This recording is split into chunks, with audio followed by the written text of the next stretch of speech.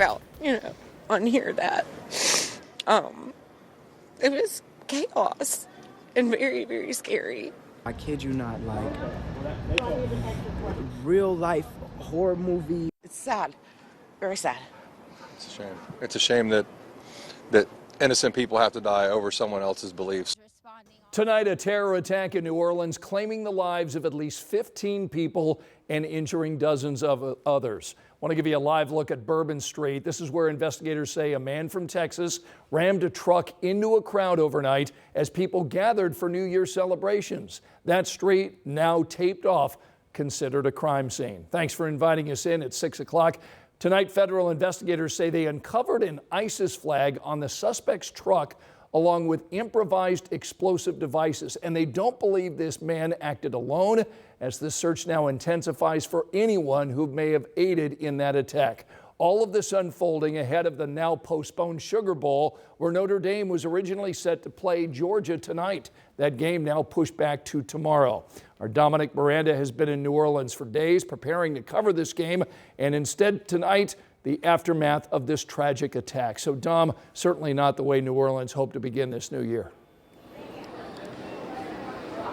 Not at all, Scott. The sun is setting on what has been a surreal day here in the Big Easy. 15 lives lost in the aftermath of this heinous act of terror right here behind me on the intersection of Canal Street and Bourbon Street. Obviously, the world-renowned Bourbon Street, an area so many partygoers go, tourists go, and on New Year's Eve of all days, certainly a crowded area when this transpired.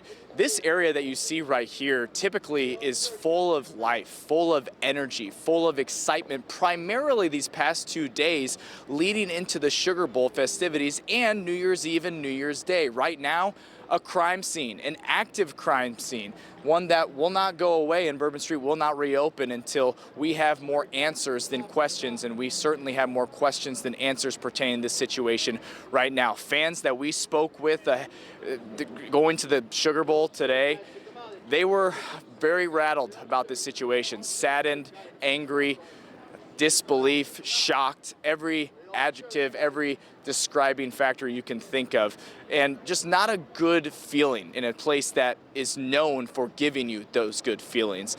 Some good feelings, however, happening at Notre Dame's Fan Hotel earlier today. A previously scheduled mass having even more value, even more meaning today. Notre Dame alumni, Notre Dame fans took part in that mass, and really an uplifting moment for those involved. And so we spoke to some Notre Dame fans afterwards who said trying to find some optimism and some faith-restoring factors after a tragedy this morning. Oh, I was devastated. We had to find something that brought us together. We came to Mass, and obviously our faith teaches us a lot. We got to turn this negative into a positive, and that's what life's all about, you know. We are dealt some cards that are not necessarily what we want, but we have to deal with it. And I always believe in the faith of God, that He'll come through and help us in every way possible. I don't know what this is going to teach us, but it's definitely going to bring us together.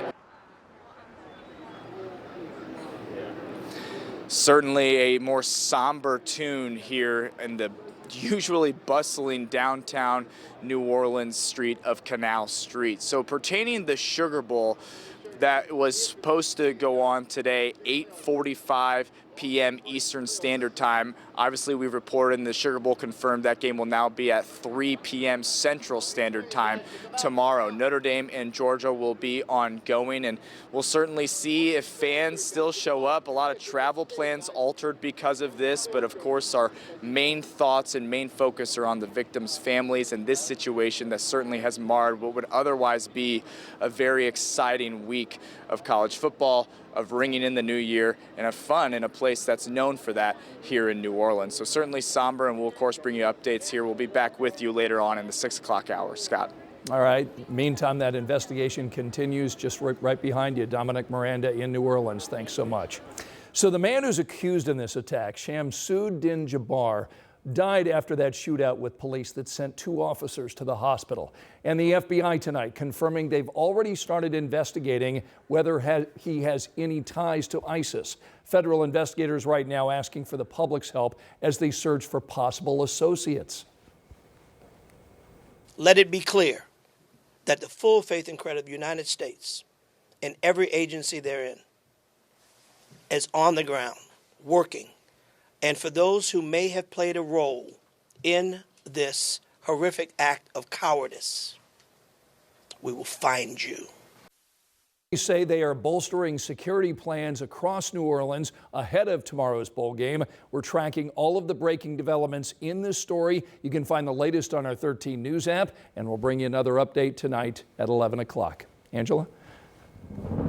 Scott, a cold start to 2025. Temperatures today in the 30s. It's felt like the teens and 20s most of the day because of a gusty west wind. We've also had a few flurries from time to time, mainly east and northeast of Indianapolis. You can see those here with live Doppler 13 radar. No accumulations and no issues on the roads this evening. They are dry. It's just cold and breezy out there. Your evening forecast, those numbers will continue to drop through the 20s, eventually into the low 20s early tomorrow morning.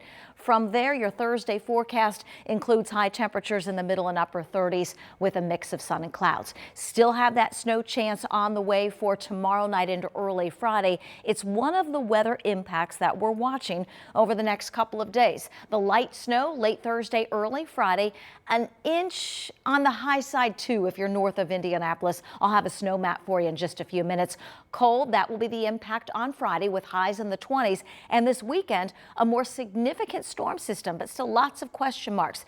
Track, timing, and totals, I'll have an early look in the 7-day. All right, we'll see you in a few minutes, Angela. Thanks. Tonight at 6, we want to take a closer look at the number of homicides here in Indianapolis in 2024. This as local leaders push for a more peaceful new year.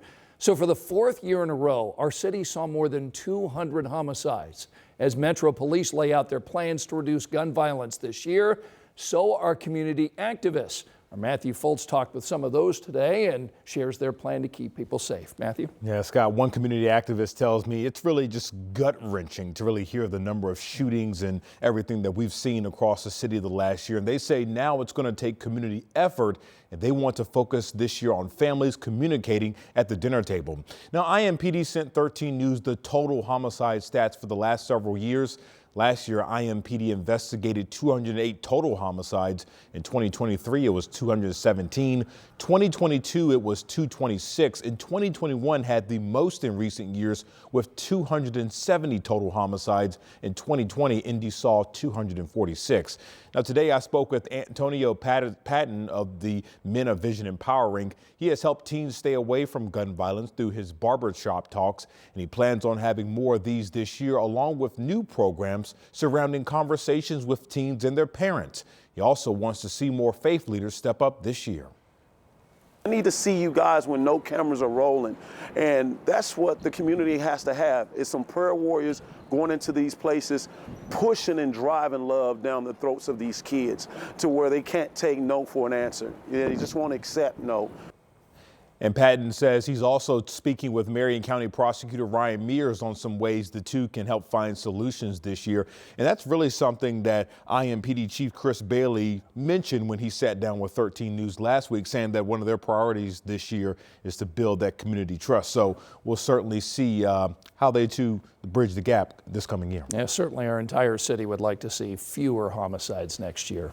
Thanks so much, Matthew. No problem. Still to come, a family of 4 escaping without injuries after their home caught fire last night. All of this unfolding in a South Side neighborhood near Southport Road and I-69. Investigators tonight are telling us this fire started in the garage and it destroyed a significant area of that house. Everyone inside, again, including the family's 2 pets, got out safely. Angela? Scott, it's going to be a cold night with low temperatures in the 20s. I will have an early look ahead at that stronger weekend storm system in a few minutes.